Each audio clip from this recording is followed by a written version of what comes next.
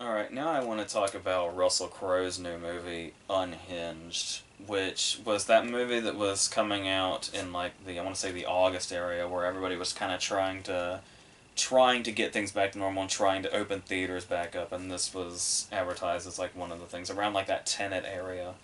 And apart from that, I didn't really know much. I just kept seeing the poster and that they desperately were trying to get it out in theaters. And when I saw like the poster and Crow on it, and I had heard that it was a thriller centered around road rage, I was kind of getting the vibe of something like I don't know if anybody remembers Changing Lanes with Ben Affleck and Samuel L. Jackson, where this was a movie that kind of billed itself as like a thriller of sorts, where their two lives collided and then they became sort of rivals throughout the day and they kept running into each other and fucking each other over and stuff like that. But at the end of the day, it was really just like a very sincere drama and like a human drama, and wasn't some like thriller of sorts like it was built up to be. And so I kind of assumed that Unhinged might be something Changing Lanes like, but with maybe just a bit more of the thriller aspect. Um, well, I was proven wrong. And I was actually kind of excited to be proven wrong because this is the kind of movie that's like the ultimate guilty pleasure to me. Where we get a very well-respected actor and we just let them go completely and totally over the top in this really hammy villain role, just going completely crazy. And so I did not realize till late in the game that Russell Crowe was the villain of the movie, rather than like incurring the wrath of some other villain. No, it's definitely his wrath that we have to worry about. Um, and it's to the point where we have this whole opening scene where we see what he's capable of, and then we get our opening credit sequence that's just like random footage of road rage and the aftermath and what happens.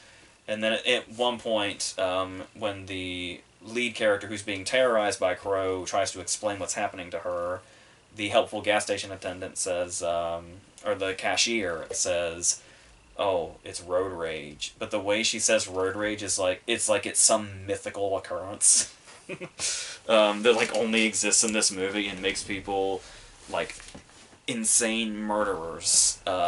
So that's basically our setup. And we do have obviously when we start off in what's obviously going to be the less fascinating portion of the movie is the lead character is this woman that has a seemingly big family. They just keep throwing her family members left and right at us and her little backstories left and right at us. And there's exposition everywhere. Like, every single thing that comes out of a person's mouth is exposition, and you're trying to keep up with all of it. It's like you're watching a pilot episode of a TV show trying to get every single thing they're trying to introduce. But the thing about it is that because of the kind of movie that this is, it doesn't matter. The stuff that's going to actually matter, they're going to draw way too much attention to and try to surprise you with reveals later of how important something actually was. But you'll know. You, you'll know what's important and you'll know what's not important, and about 90% of it is not important. It's like that because that's not what we're here for. What we're here for is Russell Crowe going totally insane and going completely over the top and as hammy as possible. It's like when I actually kind of liked The Intruder with Dennis Quaid, and it's like I don't necessarily like The Intruder, but I love Dennis Quaid in The Intruder. And it's like if that had just been the whole thing, that's amazing. So I don't really. I don't think that Unhinged has the entertainment value, for better or worse, than the Intruder does. Same for Quaid's performance versus Crowe's performance. But it is one of those movies where the story or whatever is not going to matter. The characters aren't really going to matter. The fact that the main character just keeps making bad decision after bad decision. You'll keep yelling at your screen like, why doesn't she just call the cops here? Or like, why doesn't she just do this? Or why doesn't she just stay put here? You're going to be doing that the whole time. So it's all like, alright, it's just going to be that, so let's just do what we're supposed to do and just revel in Crowe's performance, whatever he's going to do. That is the sole purpose that this movie exists. I mean, why else would this movie exist if not for that one reason? So just to watch Russell Crowe wreak havoc on everything around him because this woman honked her horn at him. No, that's it. That's what starts it off. They're they're, they're at a red light and it turns green, and when he's in front of her and he spaces out and she lays on the horn, and then from then on, it's game on. So that's what the movie is. And it is the case where he tries to be nice about it, where he pulls up and he says like, "Hey, do you maybe want to apologize for that? You could have just given me the courtesy tap." And was not expecting the voice that came out of his mouth, but I shouldn't have been surprised because this is that kind of movie, this is that kind of performance. It's what we're here for, as I keep saying. So, yeah, and then, as I said, then it goes from there, and he terrorizes her in broad daylight in busy traffic with his road rage. And well, that's obviously just the ridiculous angle of it. Like it's the movie not giving a shit about logic, nor should we expect it to. This kind of movie, I almost felt like maybe they were trying to do something where it's like maybe I'm giving it too much credit, but let's run with it. Why not? What else are you gonna do with a movie like this that already abandons logic at the door? Let's see what they possibly could have had in mind, maybe. Where it's like the fact that he is terrorizing her in broad daylight in busy traffic with all these other cars around. It almost feels like there's actually almost a surreal quality to it, or like a kind of a nightmarish feel, where it's like this is like the last place you would expect to be terrorized by somebody is out in the open with like hundreds of witnesses. And he's just doing this. He is chasing her around. He's like speeding up in front of her and blocking her and all this stuff. And he's clear. He's clear. Obviously, to us, he's clearly deadly because of the opening scene establishes it. But as far as she's concerned, it becomes very apparent very quickly that he's dangerous. It's just a matter of, as the movie goes on, how dangerous is he, and to what extent is he capable of doing whatever it is he's going to do. What are the means he's going to use to do horrific things to maybe not just her, or anybody that gets in the way or whatever. And there's even some moments here, like some decent like whoa moments where like when I say that like it's she'll maybe like drive through traffic and there'll be like a close call, or somebody will be accidentally killed and all and all this. And stuff that like genuinely catches you by surprise. That just adds to the whole over the top ridiculous nature to it. And it's I mean eventually those do run their course. But like right when it starts, because you almost kind of don't expect it to get going as quickly as it does. Even though the concept should have made that abundantly clear before we even started. Um, but yeah, there are cases where it's like it does kind of dissolve from the surreal to more of the ridiculous, which is probably more of what you're expecting. Where it's like the way people seem to like freeze in public places and just kind of watch Crow do whatever he's doing. And it's like maybe that's, but if we want to do maybe possibly the benefit of the doubt thing again, just for the sake of it. It does almost feel like maybe, possibly, there could be some sort of commentary in here in regards to people who are like, sort of like a lack of intervention, where it's like when people see something going on and they just kind of freeze and record it or whatever, or stare instead of doing anything to help at all, whether it be calling 911 or whatever. But just sort of watching it happen and just not doing anything about it. Maybe it's a commentary on people like that.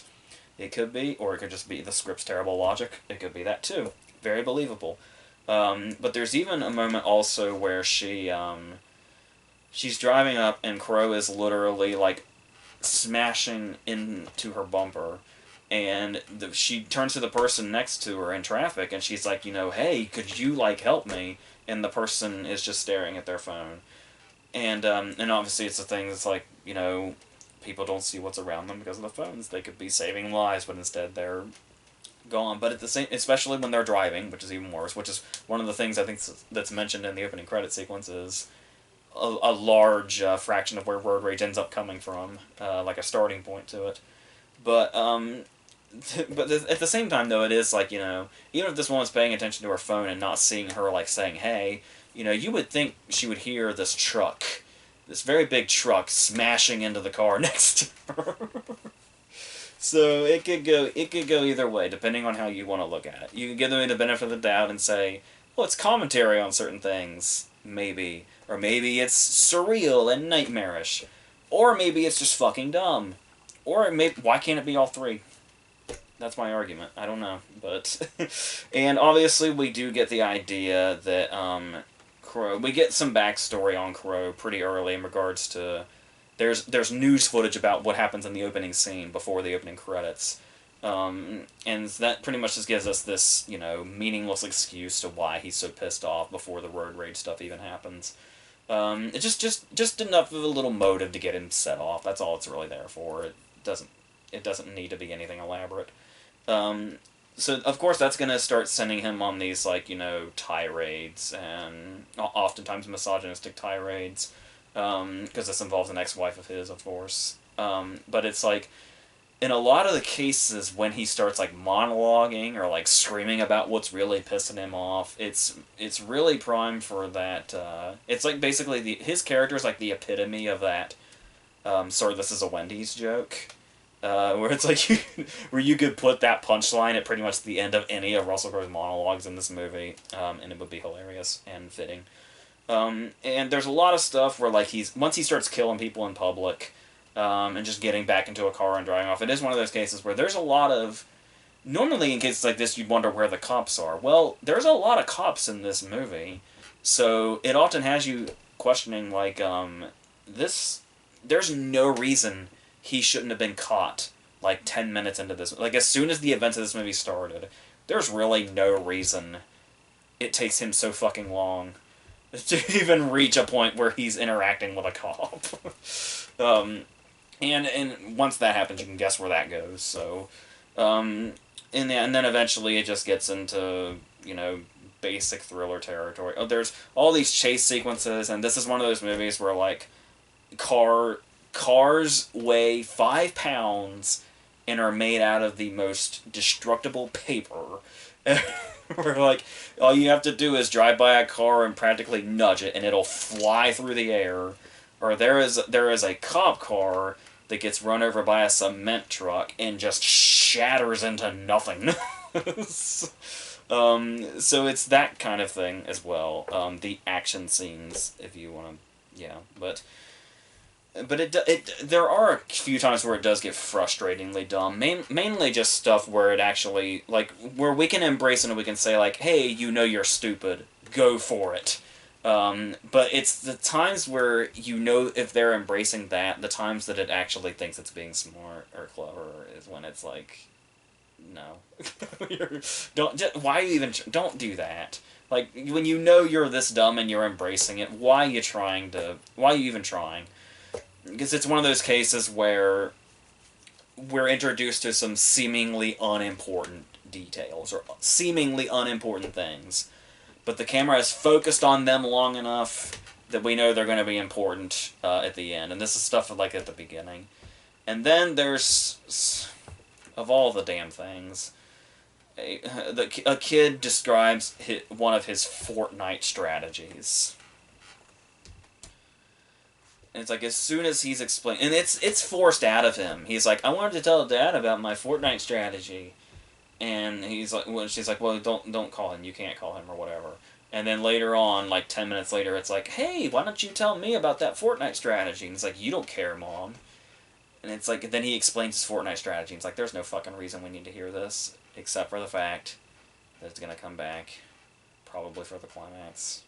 And it's surprise. So yeah, Fortnite plays a part in how this movie gets to its climax. So that's the dumb territory we eventually reach, which isn't where we want to be. That's not the kind of dumb we want.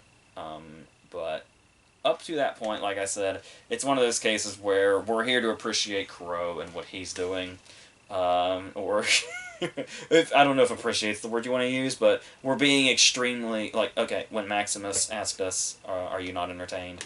Um, Performances like this, sure. That'll get us there enough. So he's answering his own question here enough, but yeah. So it's one of those guilty pleasures. Like I said, not I don't like it's feels a little dumber than the movies that I tend to give the benefit of the doubt that are like this because, as I've said many times, I really just go in for these stupid ass thrillers that feel like they're a couple of decades too late in coming out. But and you know the beats of them already. But I don't know. I just take to them anyway. I even get kind of excited for them. Like as soon as I found out that Russell Crowe was actually the villain of this movie, I got like really excited. Like I actually really wanted to see it. And kind of when I heard it was one of those dumb things also. But I mean, it's really great when you can get a thriller like this that's actually legit smart and clever, and suspenseful and stuff like that. Like that's obviously what we strive for, of course. But when this kind of stupid shit comes along, as long as it's stupid in the right way, if that's whoever that is, whatever definition that is from person to person, it's pretty easy to get a kick out of. But yeah, so I do feel like I wish this had been a little more entertaining than it was because it does like run out of that charm like halfway through, if not a little before that. And the ridiculous nature of it can be a bit annoying. Than usually the better of these shitty thrillers is. So yeah, but like I said, as long as you go into it just to see Crow ham out, then that's what you're gonna get. So that's pretty much what that is. As if you didn't know that already, even if you haven't seen it, you probably knew that's pretty much what it was. So yeah. So as I've been saying, we're going to continue with this individual review thing until we catch up to December, and then we will go from there. So until all that, that's it for this.